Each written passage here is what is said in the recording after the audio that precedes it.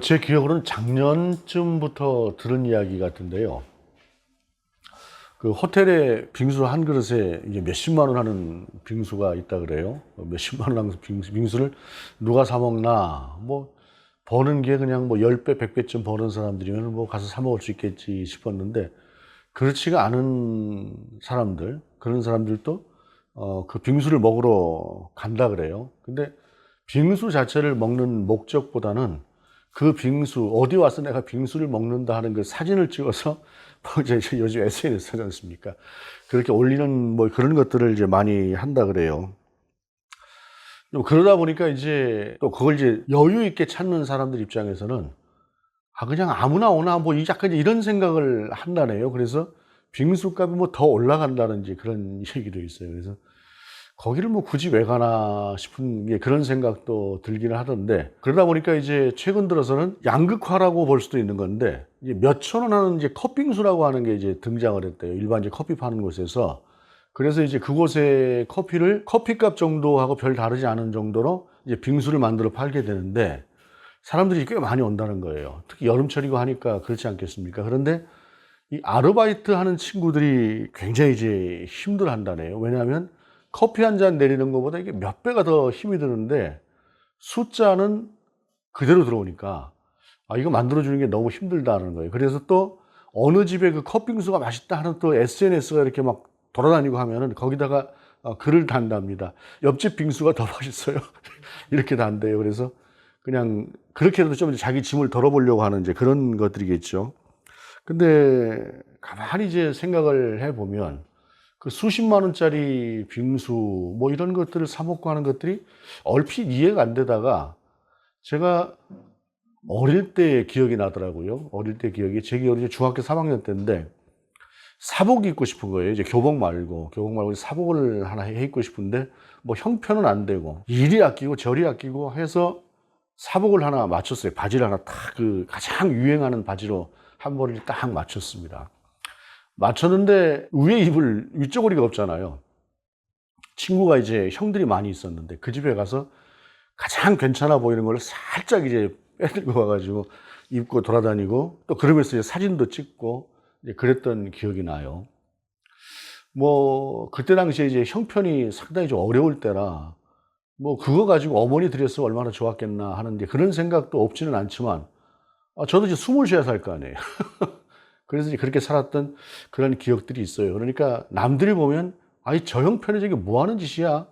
저도 분명히 그랬을 겁니다. 근데 또 그때 나름대로 또 그랬던 기억들이 있어서 그 몇십만 원짜리 빙수를 먹으러 가는 것도 그런 마음이 있겠구나 하는 이제 그런 생각을 했었습니다. 그래서 사람이라고 하는 것이 어떻게 보면 저도 이제 그런 경험이 있으니까 그럴 수 있겠다라는 생각으로 쉽게 이해를 하지, 안 그러면 왜 저래 하는 생각을 더 했을 것 같다는 그런 생각도 듭니다. 그러니까 입장이라고 하는 것을 바꿔놓고 생각해 보지 않으면 우리가 이해할 수 없는 것들이 참 많은 것 같다 하는 생각을 해요. 그리고 유행이라고 하는 것들이 참 이렇게 변하면서 어느 시대에는 또 이런 쪽에, 또 어느 시대에는 또 이런 쪽에 사람이 관심을 가지고 무언가 또 집중을 하고 또 그걸로 뭔가 만족을 삼는 것도 참 많이 달라지는 것 같다라는 생각을 합니다.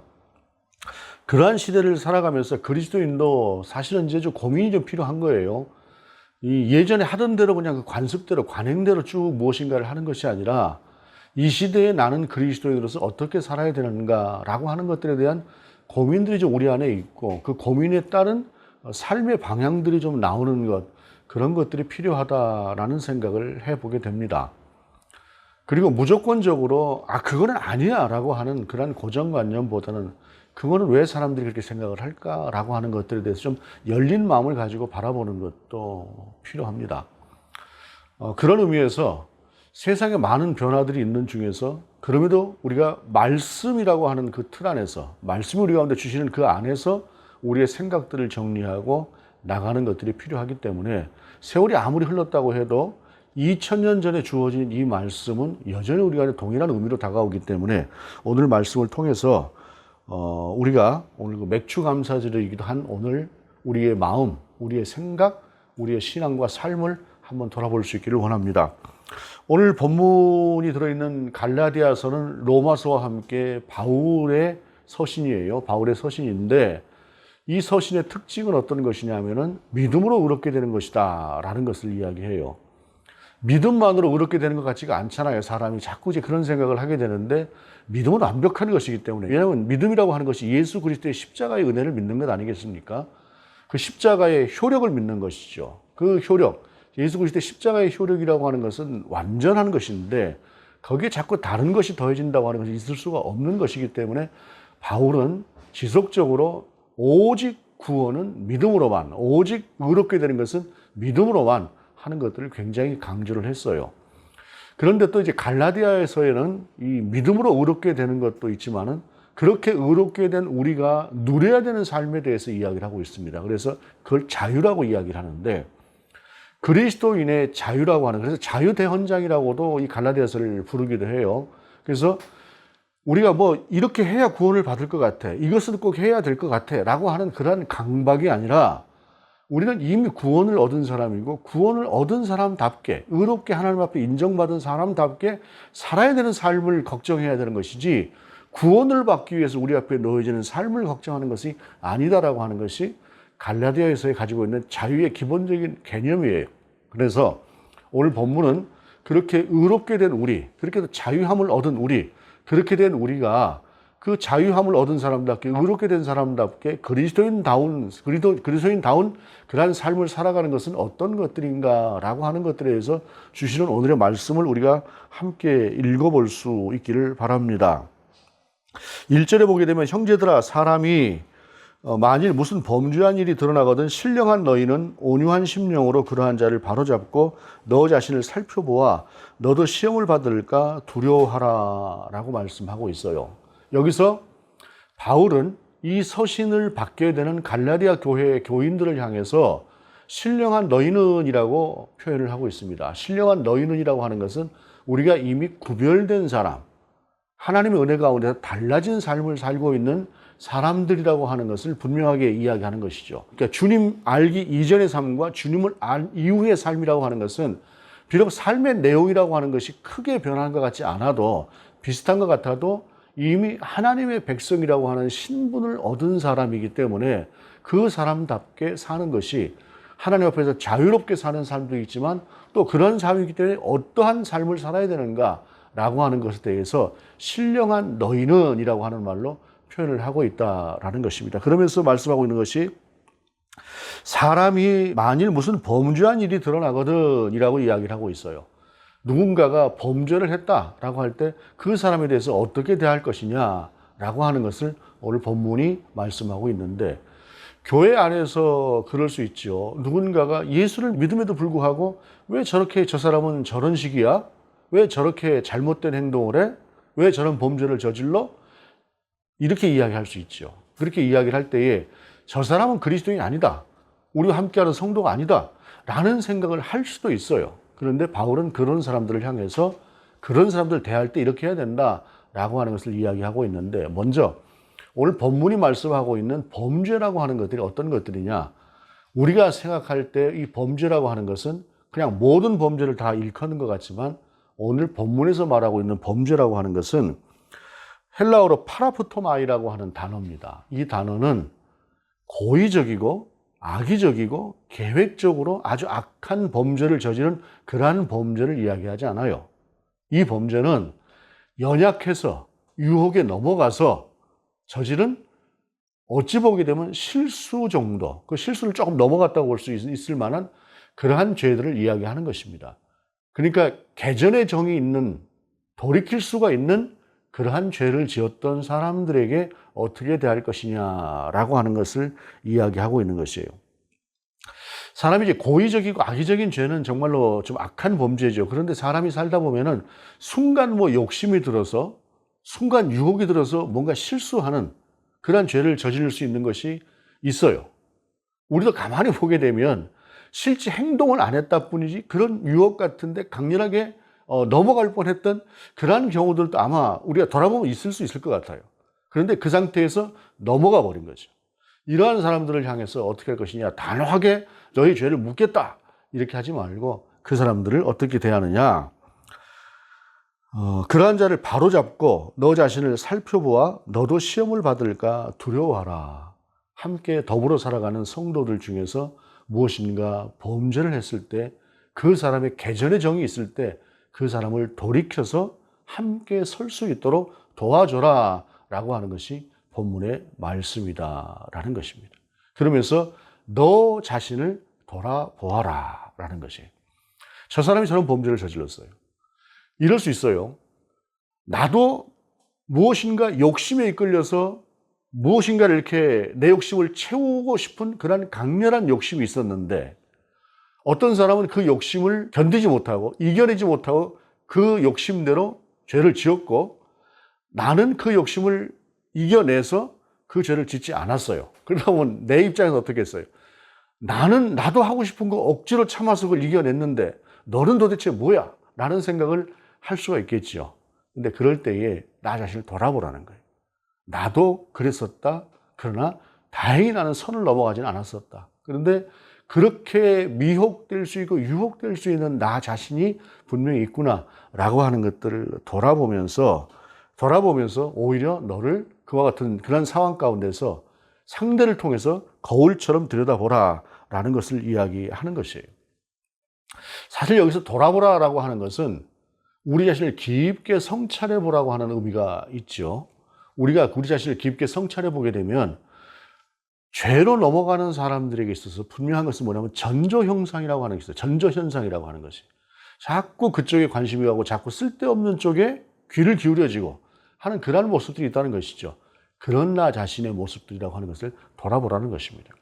성경은 이렇게 돌이킬 수 있는 범죄에 대해서도 말씀을 하고 있지만 돌이킬 수 없는 범죄에 대해서 굉장히 단호하게 말씀을 하고 있는 경우도 많아요. 예를 들어서 마태복음 12장에서 보게 되면은 31절, 32절에 그러므로 내가 너희에게 이르노니 사람에 대한 모든 죄와 모독은 사하심을 얻되 성령을 모독하는 것은 사하심을 얻지 못하고 또 누구든지 말로 인자를 거역하면 사하심을 얻되 누구든지 말로 성령을 거역하면 이 세상과 오는 세상에서도 사하심을 얻지 못하리라. 안 되는 것이 분명히 있어요. 죄도.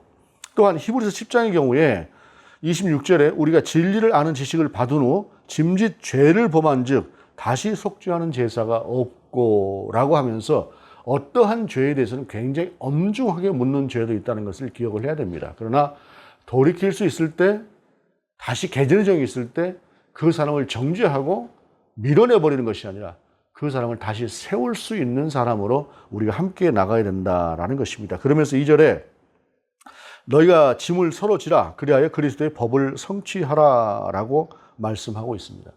짐을 진다고 하는 것은 여기서 짐이라고 하는 것은 상대가 넘어지게 된 그 요인을 살펴보고 어쩔 수 없이 넘어졌다고 한다면 어쩔 수 없이 범죄로 들어갔다고 한다면 그 범죄의 요인들에까지도 네가 관심을 가지고 그의 짐, 그가 지고 있는 그 짐, 범죄로 갈 수밖에 없었던 그 짐을 나누어지고 도와주어라 라고 하는 것을 이야기하는 것이에요. 야고보서를 우리가 보지 않았습니까? 말로 배고프다고 하는 사람에게 그냥 먹을 것을 먹어라. 춥다고 하는 사람한테 그냥 옷을 입지 이렇게 할 것이 아니라 배고픈 사람에게는 작은 것이라도 먹을 것을 나눠주고 춥고 헐벗은 사람에게는 옷이라도 한 가지 내어줄 수 있는 그런 실천적인 행함이라고 하는 것을 이야기한 것처럼 사실은 야고보서가 이야기하고 있는 삶이라고 하는 부분과 오늘 본문이 얘기하는 자유를 얻은 그리스도인이 살아야 되는 방식하고 다르지가 않아요. 그렇게 살아내라 라고 하는 것이 본문의 말씀입니다. 특별히 본문은 그리스도인 된 공동체 안에서의 같은 그리스도인들을 향해서 하는 것이에요. 우리가 형제라고 하는 것이 그렇지 않습니까? 미우나 고우나 형제 뭐 이런 말이 있는 것처럼 바로 그런 것이다 라는 것입니다. 그리고 또 한 가지 우리가 관용이라고 하는 것을 베풀어야 되는 때가 있어요. 우리가 이 손가락질을 할 때 누군가를 가리켜 네가 그게 문제야 라고 이야기를 한다고 할 때 한 손가락은 상대를 가리키지만 세 손가락은 나를 가리킨다고 하는 말이 있잖아요. 그러니까 너를 먼저 좀 돌아보는 것이 필요하다라는 것입니다. 관용이라고 하는 것이 이제 어떤 것인가 라고 하는 것을 이야기를 할 때 뭐 우리가 지금 많이 흔히들 이야기하는 예화가 이런 예화가 있어요. 어떤 젊은이가 뉴욕에서 차를 탔는데 그 차비를 내지 않고 탔대요. 3달러가 채 안 되는 그런 비용인데 차비를 내지 않고 탔다가 그만 걸려서 체포가 되고 법정으로 갔답니다.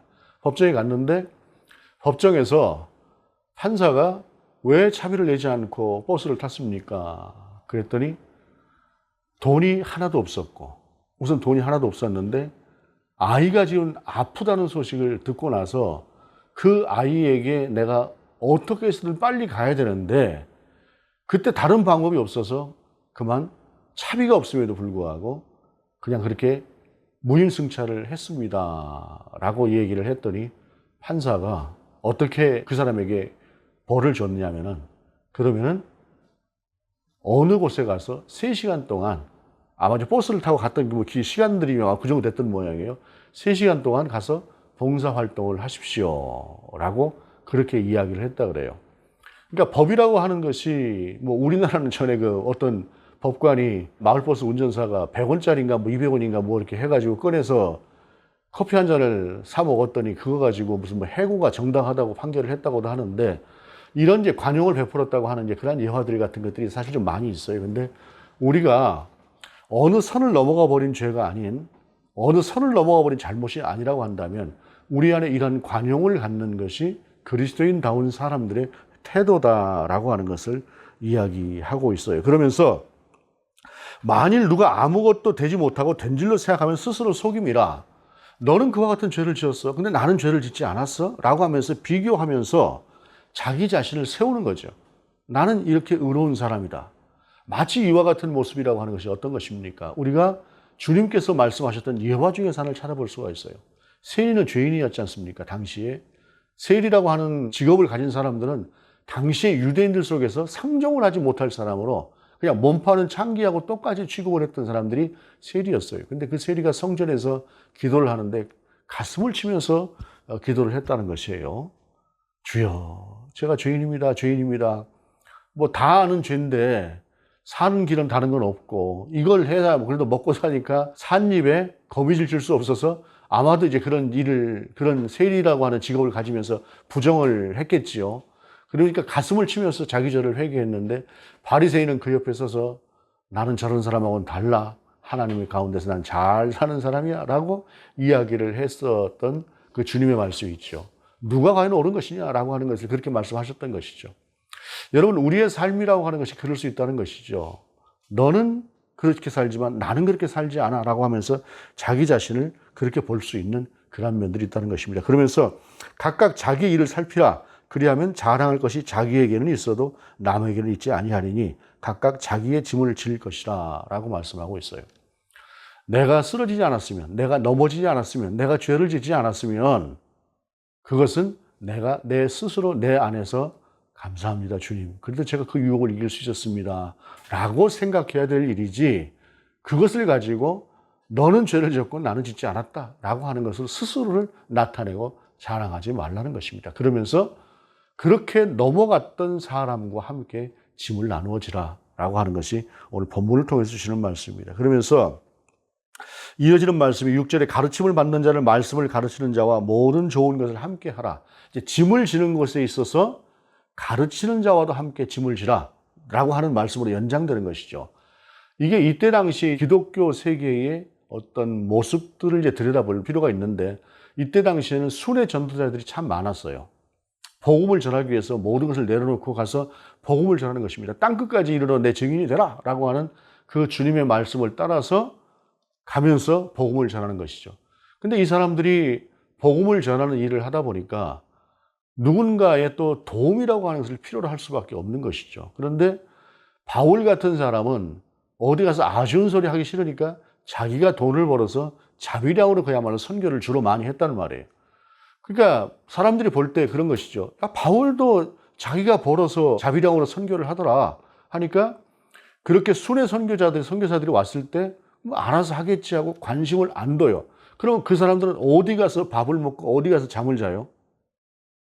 복음을 전하는 그 사람들이 그 사람들을 생각하고 그 사람들의 짐도 나누어지라 라고 하는 것을 이야기하는 것이 오늘 본문의 말씀이다라는 것입니다. 우리가 이제 같이 보면 그런 것 같아요. 목사가 됐든 장로가 되었든 아니면 일반 뭐 권사나 집사나 성도가 되었든 간에 각자 가지고 있는 그 짐이라고 하는 것이 있지요. 참 그 모든 것들이 드러나지 않고 말하지 않아서 그렇지 그런 짐을 지지 않고 살아가는 사람은 아마 한 사람도 없을 것입니다. 저도 그렇고 여러분도 그렇고 지나온 6개월 동안을 살아올 때 자기 나름대로 그 짐이라고 하는 것이 없이 살아온 사람들, 그냥 6개월 동안 너무 좋고 행복했어, 이런 사람들이 얼마나 될까요? 다 나름대로 고민과 아픔을 가지고 힘들고 하는 시간들을 거치고 온 것이죠. 그래서 상대에 대한 이해라거나 이런 것들이 필요한 것이죠.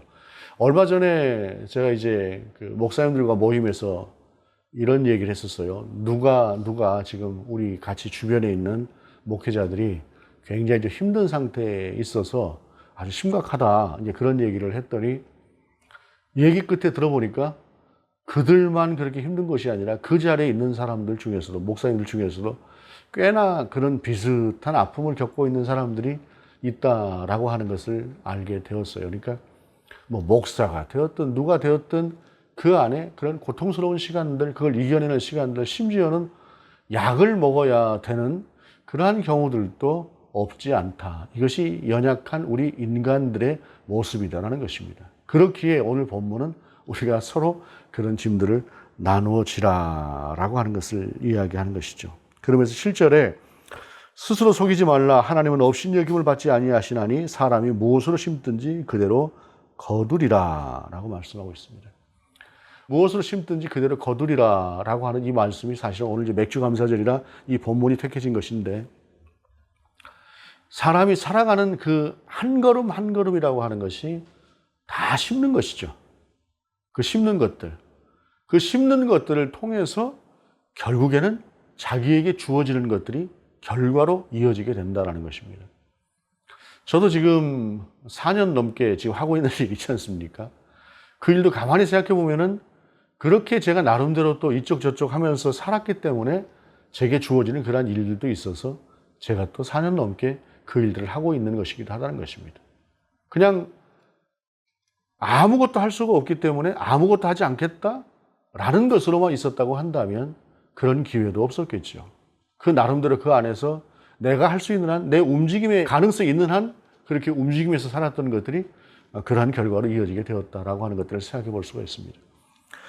그러면서 이어지는 말씀이 자기의 육체를 위하여 심는 자는 육체로부터 썩어질 것을 거두고 성령을 위하여 심는 자는 성령으로부터 영생을 거두리라 라고 말씀하고 있습니다.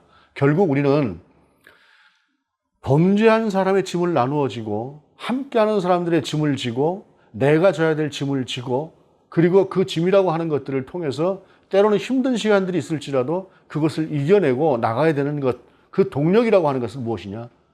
성령을 위해서라고 하는 말은 성령과 함께라고 하는 말이기도 합니다. 성령이 아니면 어떻게 우리가 그런 일들을 감당을 할 수가 있겠습니까? 그렇기 때문에 우리에게 필요한 것은 나의 연약함이라고 하는 것을 하나님 앞에서 고백하는 그 고백의 시간, 그리고 나의 연약함을 돌아보는 그 돌아봄의 시간, 그리고 그 시간들을 통해서 하나님 앞에서 성령께 나를 붙들고 나를 도와주십시오라고 하고 요청하는 그 시간들, 그러한 시간들을 살아내는 것이 반드시 필요하다고 하는 사실입니다. 그럴 때 우리는 넘어질 수 있는 상황에서 다시 일어날 수 있고, 실수할 수 있는 순간에서 나를 건질 수가 있고, 죄로 빠질 수 있는 상황에서 나를 이겨낼 수 있는 것이다 라는 것입니다. 치열하게 삶을 살고 또 그럴 수밖에 없는 주변에 너무 많은 여건들이 있지 않습니까? 그 속에서 나를 지키고 그리스도인다운 삶을 살아낸다고 하는 것이 결코 쉽지는 않은 세상일 것이에요. 더군다나 고난이라고 하는 것이 조금씩 더 생기는 그러한 위치가 된다고 한다면 그것은 더욱더 더할 것입니다. 그러나 그때에도 우리에게 필요한 것은 성령과 함께 성령의 이끄심을 따라서 인도하시는 그 인도하심을 따라가는 것이다 라는 것입니다. 성령의 역사, 성령의 인도하심, 성령이 주시는 힘이 아니면 이 모든 것들이 가능하지 않습니다. 어느 순간인가 보게 되면 하나님과 많이 멀어져 있고, 어느 순간인가 보게 되면 육체의 것에 자꾸 집착하는 모습을 보게 되는 것, 그것이 누구나 갖게 되는 삶의 모습들입니다. 그럴 때 다시 우리가 하나님께로, 다시 성령께로, 그리고 육체가 아닌 그 성령을 붙들고 나아가는 것, 나아감을 통해서 이겨내는 것, 그것이 바로 그리스도인이다라는 것입니다. 한 해 절반을 보내면서 저도 여러분도 이 자리까지 왔습니다. 저도 여러분도 그렇게 행복하고 기쁜 시간만으로 이곳까지 달려오지는 않았을 것입니다. 치열하게 산 분도 있었고 더 치열하게 산 분도 있을 것입니다. 근데 그 모든 시간들을 주님께서 지금까지 인도하셨을 때 때로는 우리가 우리의 시선이라고 하는 것이, 우리의 생각이라고 하는 것이 꼭 이렇게 살아야 되는가라는 생각을 할 수도 있을 것입니다.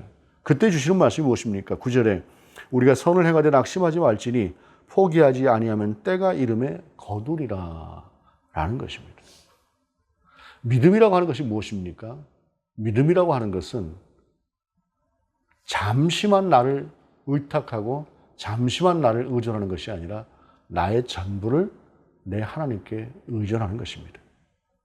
그 믿음이라고 하는 것이 굳건할 때도 있고 때로는 잠시 흔들릴 수도 있습니다. 그러나 낙심하여 넘어지고 포기하고 하는 것이 아니라 다시 일어서고 다시 바라보고 나아가는 그 나아감이라고 하는 것을 우리 하나님께서는 우리 가운데 요청하신다는 것입니다. 또한 그렇게 나아갈 때 힘도 주시는 것이죠. 능력도 주시는 것이죠. 그리고 필요한 때에는 도저히 넘어갈 수 없는 그 파도도, 그 산도 하나님께서 넘어가게 하시는 것이 바로 하나님의 능력이다라는 것입니다.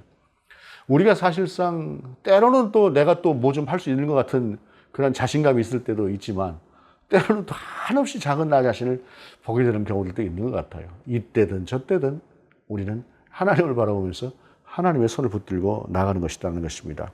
그러므로 우리는 기회 있는 대로 모든 이에게 착한 일을 하되 더욱 믿음의 가정들에게 할지니라. 더불어 살아가는 그리스도인이 아닌 우리가 세상 속에 살아가는 사람들에게도 착한 일을 하지만 더 필요한 것은 함께 그리스도인 된 지체들을 향해서 더 큰 관심을 가지고 그들을 바라보고 함께 짐을 지고 나아가는 그런 삶을 살아라라고 하는 것이 오늘 본문 속에서 말씀입니다. 그런 은혜 가운데서 참다운 그리스도인의 삶, 그리고 역동적인 그리스도인의 삶, 그리고 가장 중요한 것은 자유를 누리는 저와 여러분 될 수 있기를 원합니다. 여러분, 반년 동안 참 수고 많으셨습니다. 여러분의 수고 가운데 하나님의 은혜와 은총이 함께 하시길 바랍니다. 그리고 또 한 가지 우리가 바라볼 것은 다시 하나님을 바라보면서 다시 하나님의 손을 잡고 다시 성령께서 주시는 그 은혜로 또 우리에게 주어진 남은 시간들을 힘차게 보낼 수 있기를 바랍니다. 그 힘과 능력이 저와 여러분 가운데 함께 하시기를 바랍니다. 기도하시겠습니다.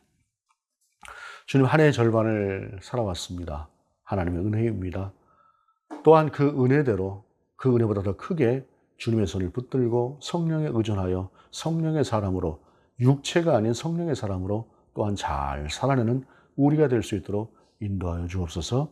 연약한 우리를 붙들어 주시고 그렇게 세워 주옵소서. 주 예수 그리스도 이름으로 기도드립니다. 아멘.